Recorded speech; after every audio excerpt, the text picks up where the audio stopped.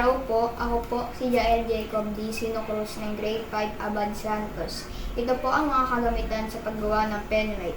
Una, wire stripper, sandpaper, electrical wire, bulb o ilaw, battery, electrical tape, pentel pen, at hacksaw blade o lagaring bakal.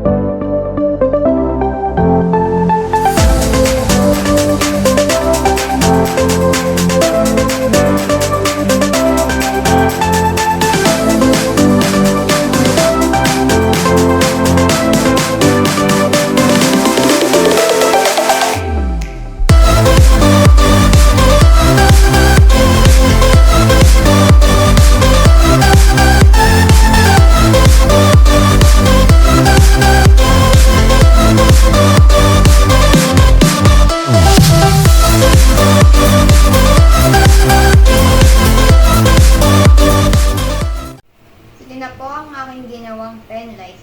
Maraming salamat po.